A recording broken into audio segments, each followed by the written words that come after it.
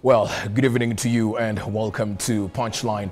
It is yet another unfortunate day for journalists right here in Kenya. We had one of our very own journalists who was covering the demonstrations today in Nakuru, and unfortunately she was shot at with live bullets by a policeman who was expected to actually protect the citizens and the press who engaged in that protest. It is with the same regard that I'd love to read a presser and a statement that has been released by our CEO Ken Garia and by extension the MediaMax Network Limited fraternity.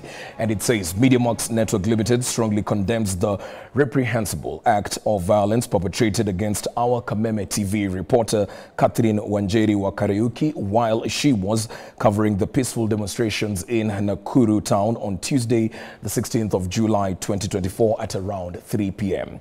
Despite wearing identifiable press gear, Catherine was targeted and shot in the thigh 3 times by police officers while covering nationwide protest by youth demanding good governance. We consider this police brutality against journalists who are covering the protest as brazen assault on media freedom and an attempt to deny Kenyan citizens access to information. As MediaMax Network Limited, we call upon the relevant authorities to conduct a thorough and impartial investigation into this incident and to hold those responsible accountable for their actions. We urge the police and other security officers to respect and protect the rights of journalists to carry out their work without fear or intimidation. We extend our thoughts and prayers to Catherine and her family during this challenging time, and we stand in solidarity with all journalists who continue to brave the front lines to bring the truth to light.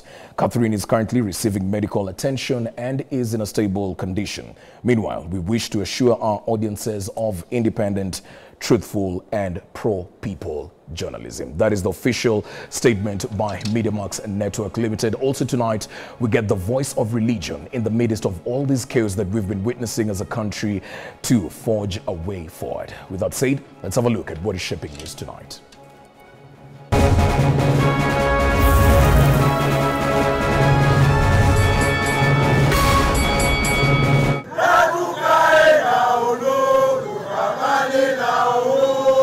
Kenyans from different parts of the country turn up for the Gen Z-led protests countrywide, with the demonstrators engaging the police in running battles.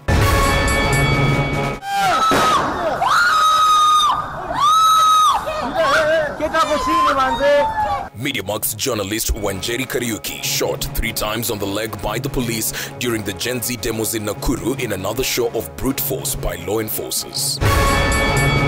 My client has been subjected to horrendous, inhuman mistreatment so that he can confess to issues which are alien to him. Plus, Collins Jomaisu Kalisia, the alleged main suspect in the Kware killings, now claims police tortured him to confess.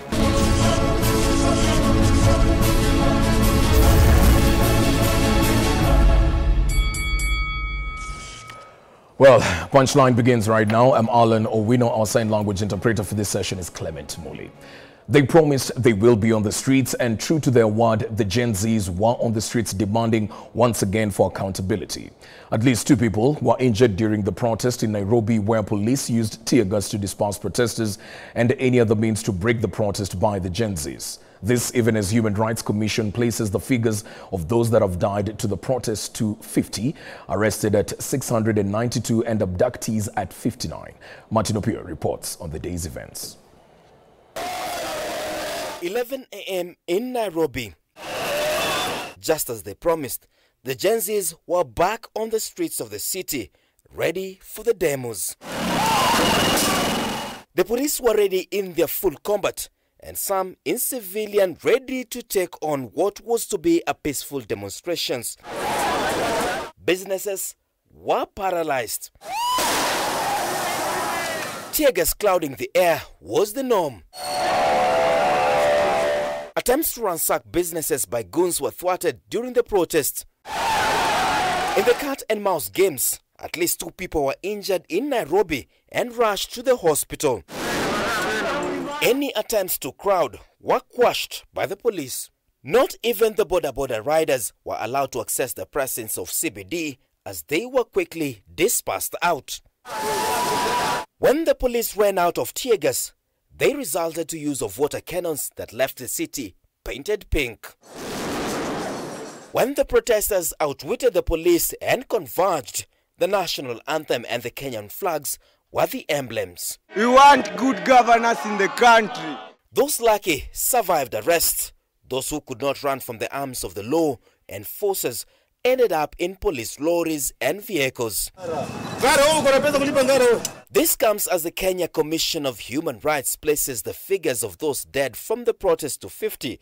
The abductees and missing figures currently stand at 59. Those arrested are at 682. The police have been cautioned to avoid using excessive force and explain the whereabouts of those abducted. Martin Opio, K24 TV, Nairobi. In a show of excessive use of force during Tuesday's protest, Wanjeri Kariuki, a Media Max journalist, was left nursing 3 gunshot wounds.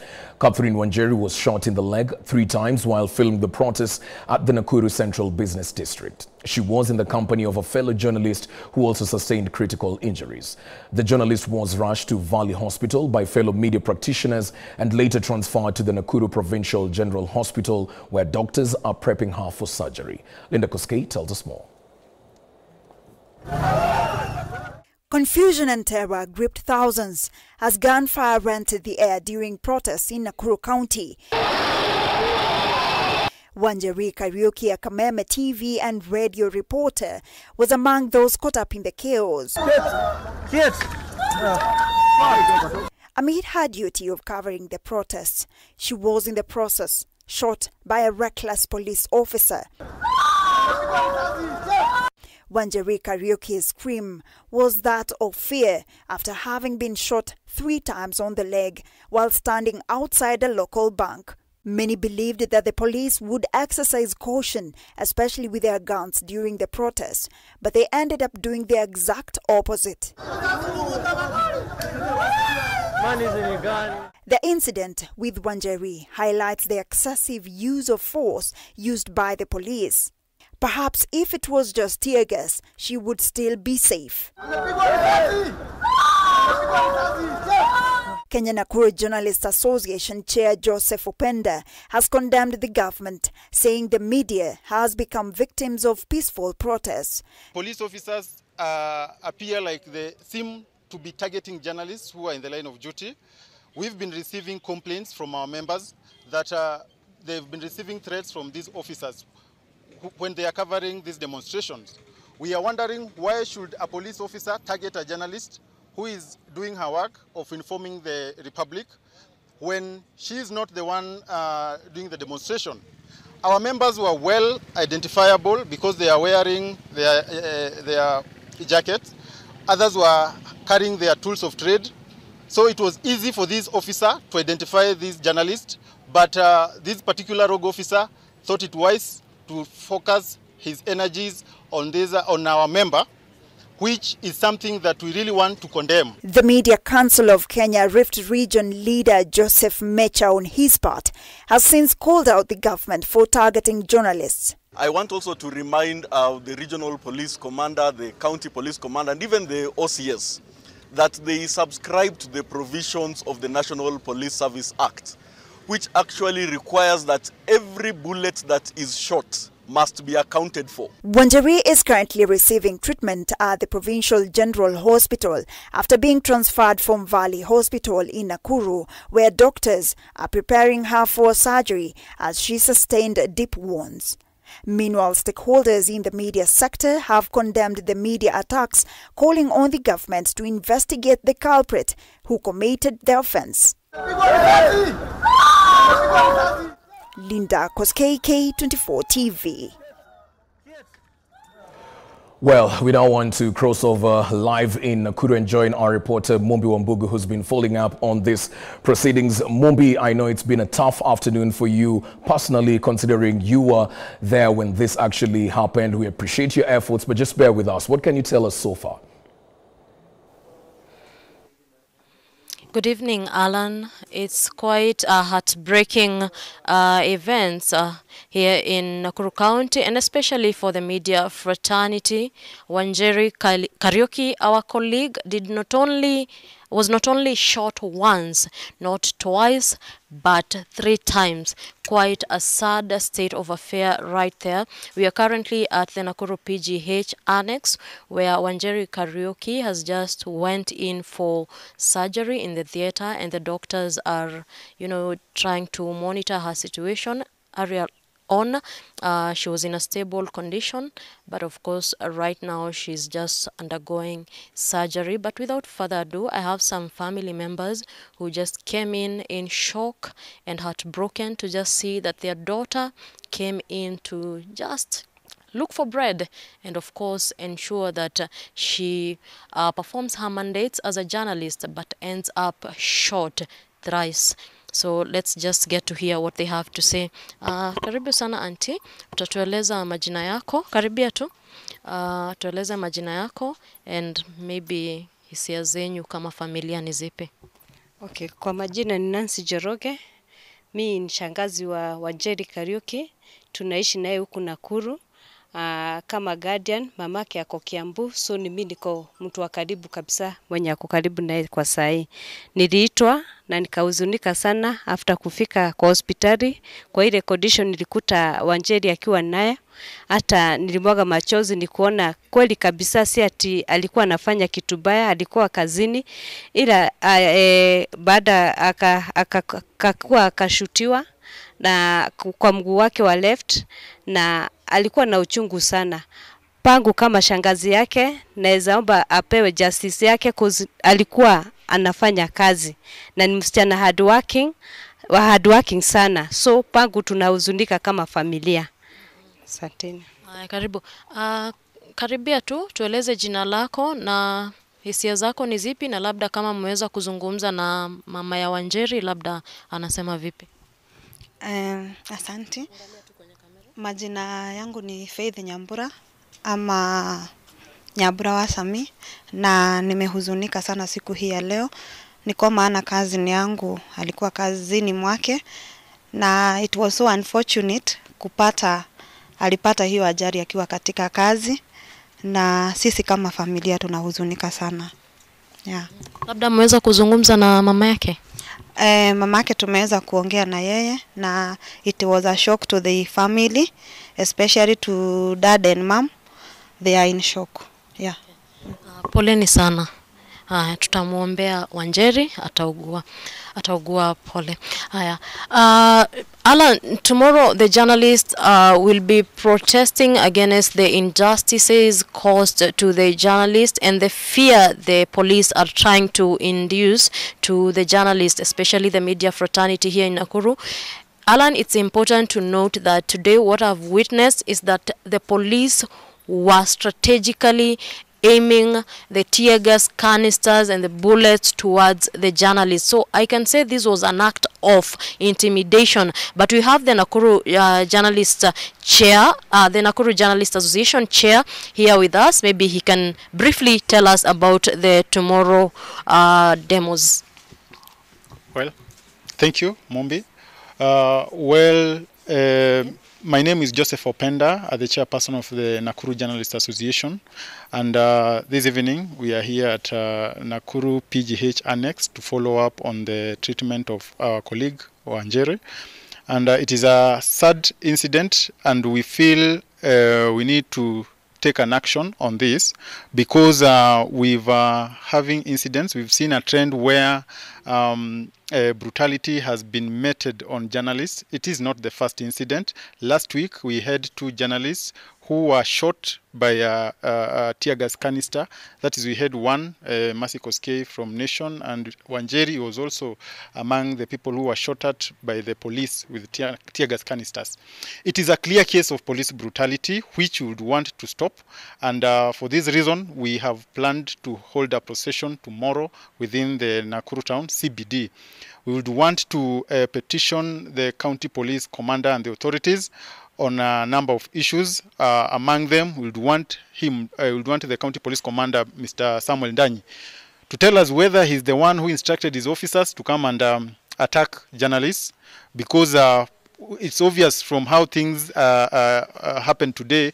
It was a plan, an intention of whereby we just had trigger-happy police officers who are moving around and shooting aimlessly, and some of them could just be seen targeting a specific group of journalists, which is something that we'd want him to clarify, whether he's the one who gave this kind of instruction to. We'd also want him to assure us of our members' safety, because from the look of things, from what has just happened with our colleague writhing in pain at the theatre, most of our members are traumatized and they need to be assured of their safety. We are not sure, because the protests have not ended today, and maybe they might also be there tomorrow, and most of them are not sure whether their safety is guaranteed. We'd also want to know whether want to know the action that they've taken against these officers, or what action they've taken to ensure that the officers who did this kind of heinous act is taken to book. Those are some of the things that we would want, and we'll be beginning tomorrow very early in the morning from around 9, and we'll move all the way within town just to make our point clear. Okay. Thank you, Openda. So those are just sentiments from the family and as well as the chair of the Nakuru Journalists Association. As you have heard, this was a targeted incident towards the journalist, a case of police brutality. We continue to follow up on the status of Wanjeri Kariuki, and more updates will be standing by. My name is Mombi Wambogo from Nakuru County. Well, once again, Mumbi, thank you very much for bracing the call to actually bring us up to speed on the same. We're wishing Catherine a quick recovery. Also, allow me to read a statement right here that has been released in relation to the Nakuru incident by the Kenya Editors Guild. It says the Kenya Editors Guild condemns the continued targeted and brazen attacks on journalists covering protests. This disturbing trend has continued unabated since the beginning of the Gen Z-led protest to reject the Finance Bill 2024. The ugly face of police impunity yet again reared its head when the officers shot and seriously injured a Nakuru-based Kameme TV and radio correspondent, Catherine Wanjeri Kariuki, while covering anti-government protest in the town on Tuesday, the July of 16th. Kariuki, who sustained rubber bullet wounds on the leg, was undergoing treatment by late evening. And as you've heard from Mumbi right there, she's just about to go in for surgery. Again, we wish her a quick recovery. At this point, we'd love to take a short break. We'll be back with more updates in a short while.